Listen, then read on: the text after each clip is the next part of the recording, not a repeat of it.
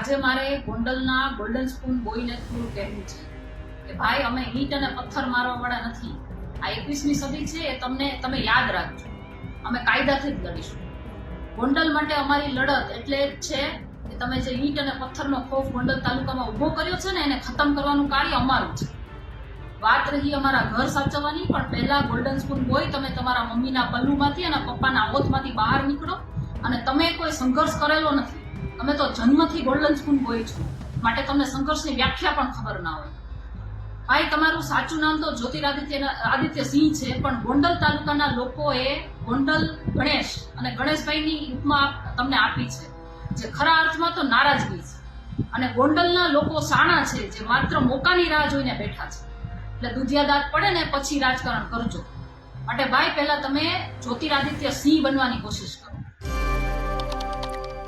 ગોંડલના સુલતાનપુરમાં ગઈકાલે જન આક્રોશ સભા યોજાઈ હતી અને આની જ અંદર ગણેશ ગોંડલ દ્વારા જિગીશા પટેલ સહિત અનેક પાટીદાર નેતા ઉપર પ્રહાર કરવામાં આવ્યા હતા. પરંતુ ક્યાંક હવે આ જ વાતનો સણસણતો જવાબ આપી દીધો છે જિગીશા પટેલે. શું છે સમગ્ર વિષય, તેની સાથે જિગીશા પટેલે કયા આકરા પ્રહાર કર્યા છે, તે જ વિષયને લઈને આજના વિડીયોમાં વાત કરીશું. નમસ્કાર, હું હંસિની અને તમે જોઈ રહ્યા છો નિર્ભય ન્યૂઝ. જે પ્રમાણે ગણેશ ગોંડલે જે ભાષામાં વાત કરી હતી એ જ ભાષામાં આજે જિગીશા પટેલે પણ ગણેશ ગોંડલને સણસણતો જવાબ આપી દીધો છે. એટલું જ નહીં, તેમના ઉપર અનેક એવા આક્ષેપો પણ મૂક્યા છે અને ખાસ કરીને આ વાતની અંદર અલ્પેશ ઢોલરિયાને પણ સમાવી લેવામાં આવ્યા છે. સૌથી પહેલા તો જિગીશા પટેલ ગણેશ ગોંડલને લઈને શું કહી રહ્યા છે તે સાંભળીએ. આજે મારે ગોંડલના ગોલ્ડન સ્પૂન બોયને થોડું કહેવું છે કે ભાઈ અમે ઈંટ અને પથ્થર મારવાવાળા નથી. આ 21મી સદી છે એ તમે યાદ રાખજો. અમે કાયદાથી જ લડીશું. ગોંડલ માટે અમારી લડત એટલે જ છે કે તમે જે ઈંટ અને પથ્થરનો ખોફ ગોંડલ તાલુકામાં ઊભો કર્યો છે ને એને ખતમ કરવાનું કાર્ય અમારું છે. વાત રહી અમારા ઘર સાચવવાની, પણ પહેલા ગોલ્ડન સ્પૂન બોય તમે તમારા મમ્મીના પલ્લુમાંથી અને પપ્પાના ઓથમાંથી બહાર નીકળો. અને તમે કોઈ સંઘર્ષ કરેલો નથી. તમે તો જન્મથી ગોલ્ડન સ્પૂન બોય છો, માટે તમને સંઘર્ષની વ્યાખ્યા પણ ખબર ના હોય. ભાઈ તમારું સાચું નામ તો જ્યોતિરાદિત્ય સિંહ છે, પણ ગોંડલ તાલુકાના લોકોએ ગોંડલ ગણેશ અને ગણેશભાઈની ઉપમા તમને આપી છે, જે ખરા અર્થમાં તો નારાજગી છે. અને ગોંડલના લોકો શાણા છે, જે માત્ર મોકાની રાહ જોઈને બેઠા છે.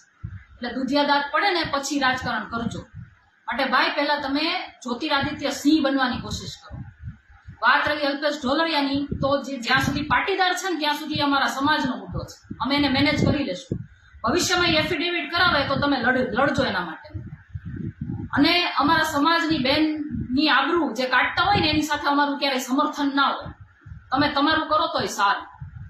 જો ગોંડલની અંદર બધું સારું જ હોત તો અમારે 200-500 કિલોમીટર દૂર ભેગા થવાની જરૂર જ ના પડે. જે લોકો ત્યાં રહે છે તેમનામાં તમે ખોફ જે ઊભો કર્યો છે એ થોડા દિવસમાં નીકળી જ જવાનો છે. તમારા પપ્પાને કહેજો. અને હા, તમે અને તમારા પપ્પા આસપાસ 10 બોડીગાર્ડ લઈને ફરો છો અને બહાદુરી બતાવો છો એ દુનિયા જાણે જ છે. ટૂંકમાં પંચરવાળાની છત્રછાયા નીચે જીવો છો, પણ અમે છે ને ખરા અર્થમાં ભગવાધારી છીએ. સમજાય છે ને પંચરવાળામાં? હવે થોડાક ઉદાહરણ સાથે સમજાવું. ગોંડલ તાલુકામાં બધું જ સારું હોત તો તમારે હથિયારબંધ માણસોને લઈને ફરવાની જરૂર શું કામ પડી હોત? તમારા જેટલી ગાડીઓને હથિયારબંધ માણસોના કાફલા લઈને ગોંડલમાં કયો સામાન્ય માણસ ફરે છે?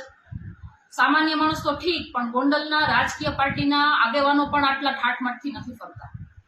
આઝાદી પહેલા જેમ અંગ્રેજો બંદૂકના નાળચા બતાવીને આપણી પર જુલમ કરતા હતા ને, ત્યારે પ્રજા હથિયાર વિહીન હતી ને એટલે દબાયેલી હતી.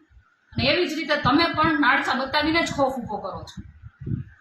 તમે અમને ગોંડલમાં આવીને લડવાની ચેલેન્જ કરતા હોય તો પહેલા તમે સરકારી અને ભાડુઆતી ઝાપટામાંથી બહાર આવો, એટલે બતાવી દઈએ કે અમે અમારી માનું દૂધ પીધું છે. તમે એકવાર ગોંડલમાં સામાન્ય માણસના હથિયારના પરવાના અપાવી બતાવો.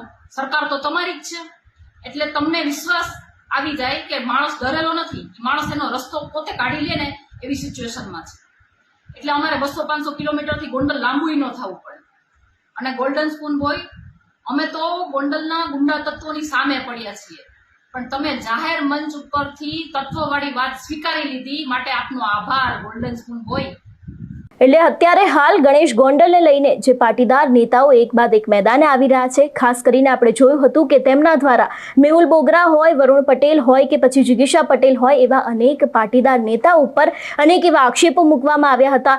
એટલું જ નહીં, જે સુરતમાં બેઠક બોલાવવામાં આવી હતી એને લઈને પણ તેમના દ્વારા અનેક એવા પ્રહારો કરવામાં આવ્યા હતા. પરંતુ ક્યાંક હવે આ જ વાતને લઈને તે લોકો પણ એક બાદ એક ગણેશ ગોંડલને સીધો જ જવાબ આપી રહ્યા છે. તમારું શું માનવું છે આ વિષયને લઈને અમને કમેન્ટ કરીને ચોક્કસથી જણાવજો. તેની સાથે જ અમારી ચેનલ નિર્ભય ન્યૂઝને લાઇક, શેર અને સબસ્ક્રાઇબ કરવાનું ભૂલશો નહીં. નમસ્કાર.